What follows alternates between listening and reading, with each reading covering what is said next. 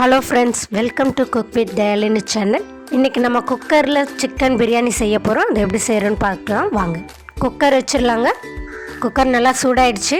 நெய் விட்டுக்கலாம். இது கூடவே 2 டேபிள் ஸ்பூன் எண்ணெய் விட்டுக்கலாம். எண்ணெய் நல்லா சூடாயிடுச்சுங்க.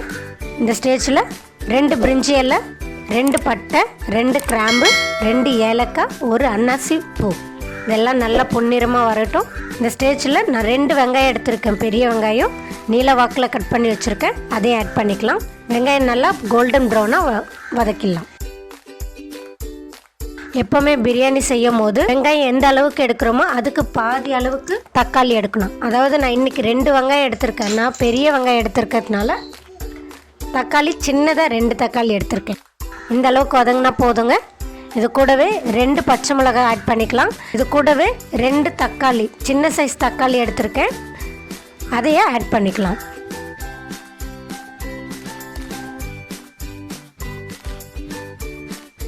இந்த அளவுக்கு வதங்கினா போதும்.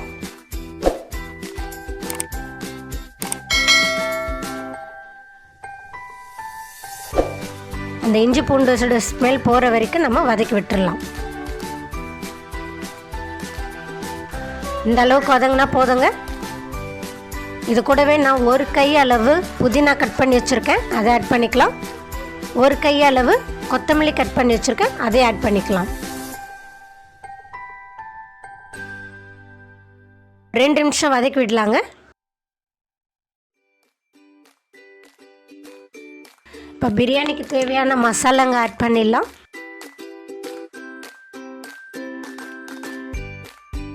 நான் இன்றைக்கி 1 டீஸ்பூன் ரெட் சில்லி பவுடர் எடுத்திருக்கேன். 3/4 டீஸ்பூன் தனியாத்தூள் எடுத்திருக்கேன். 1 டீஸ்பூன் கரம் மசாலா எடுத்திருக்கேன். 1/4 டீஸ்பூன் மஞ்சத்தூள் எடுத்திருக்கேன். பிரியாணிக்கு தேவையான அளவு உப்பு எடுத்திருக்கேன். இது எல்லாத்தையும் நல்லா மிக்ஸ் பண்ணி விட்டுடலாம். அந்த பச்சை மணம் போகிற வரையிலும் வதக்கி விட்டுடலாம்.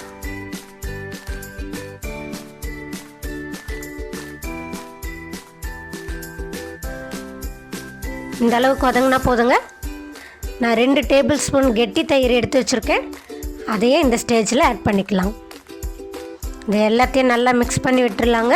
பிரியாணி செய்யும் போது தயிர் ஆட் பண்ணிங்கன்னா கறி நம்மளுக்கு நல்லா சாஃப்டாக கிடைக்கும். பிரியாணிக்கு தேவையான மசாலா நல்லா ரெடி ஆகிடுச்சு. இந்த ஸ்டேஜில் நம்ம எல்லாம் நல்லா மிக்ஸ் பண்ணியாச்சுங்க. இந்த ஸ்டேஜில் நம்ம வாஷ் பண்ணி வச்சுருக்க சிக்கன் ஆட் பண்ணிக்கலாம். இது எல்லாத்தையும் நல்லா ஒன்றா மிக்ஸ் பண்ணி விட்டுருலாங்க. இது ஒரு 2 நிமிஷம் அப்படியே மூடி வைக்கலாம்.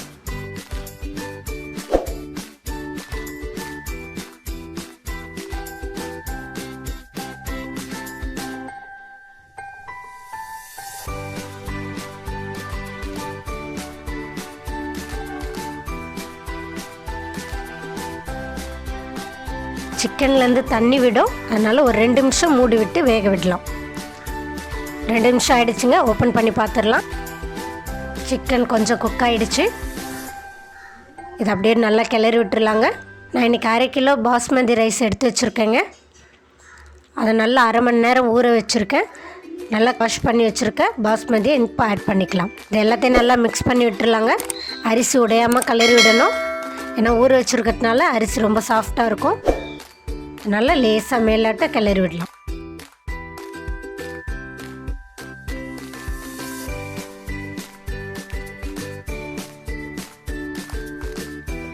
நார்மலாக நம்ம சாப்பாடு வைக்கிறதுக்கு 1 டம்ளர் அரிசிக்கு 2 டம்ளர் தண்ணி வைப்போம். பட் பாஸ்மதி அரிசி செய்யும் போது 1 டம்ளர் அரிசிக்கு 1.5 டம்ளர் தண்ணி வைக்கணும். அவ்வளோதாங்க. நல்லா மிக்ஸ் பண்ணியாச்சு. பிரியாணிக்கு தேவையான அளவு தண்ணி விட்டுக்கலாம். இது அப்படியே கொஞ்சம் நேரம் கொதிக்கிட்டோங்க.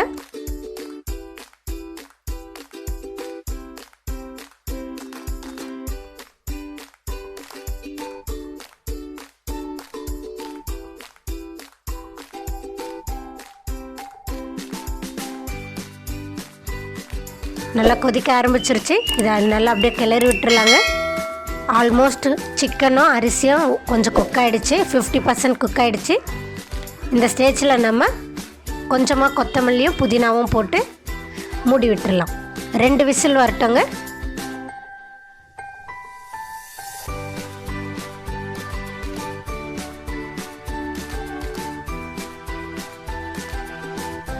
ரெண்டு விசில் விட்டு எடுத்தாச்சுங்க. குக்கரை ஓப்பன் பண்ணி பார்த்துடலாம். வாவ், பார்க்கும்போதே சூப்பராக இருக்குது. ஸ்மெல் அவ்வளோ நல்லா வந்திருக்கு.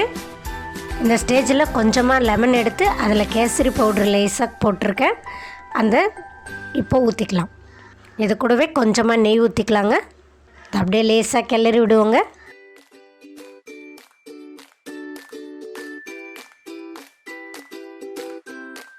அவ்வளோதான் ஃப்ரெண்ட்ஸ், நம்மளுடைய சிக்கன் பிரியாணி சூப்பராக ரெடி ஆகிடுச்சு.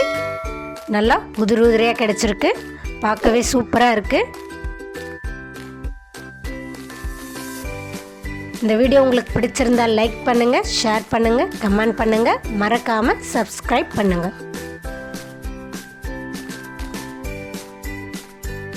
இதே மாதிரி ஒரு நல்ல ரெசிபியோடு உங்களை நாளைக்கு மீட் பண்ணுறேன்.